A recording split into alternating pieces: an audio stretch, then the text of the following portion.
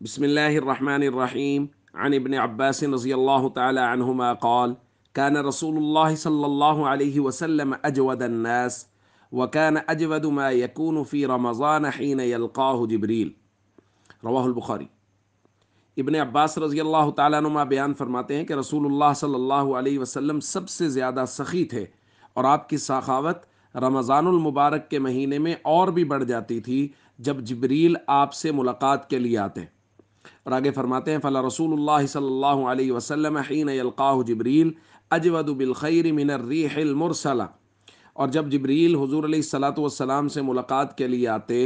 تو آپ خیرات و برکات میں تیز چلنے والی ہوا سے بھی زیادہ سخی ہو جاتے تھے۔ دوستو، سخاوت تو نبی کریم صلی اللہ علیہ وسلم کا سب سے بڑا وصف ہے، اور دنیا میں جو کچھ بٹ رہا ہے وہ نبی کریم صلی اللہ علیہ وسلم کی سخاوت کا پرتاؤ ہی ہے، اور رمضان المبارک میں یہ سخاوت کئی گنا بڑھ جاتی تھی۔ اور حضرت ابن عباس فرما رہے ہیں کہ تیز چلنے والی ہوا جس طرح ہر جگہ پہنچتی ہے، نبی کریم صلی اللہ علیہ وسلم کی سخاوت بھی رمضان المبارک میں ہر جگہ پہنچا کرتی تھی،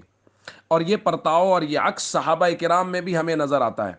ایوب بن وائل کہتے ہیں، وہ بیان کرتے ہیں کہ ابن عمر رضی اللہ تعالیٰ عنہما کے پاس ایک مرتبہ رمضان المبارک میں 4000 درہم آئے اور ایک چادر آئی۔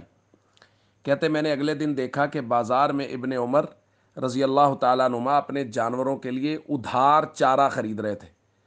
تو میں نے ان کے غلام سے پوچھا کہ کیا ہوا، وہ 4000 درہم تو کل آئے تھے؟ انہوں نے کہا وہ تو کل ہی تقسیم کر دیے۔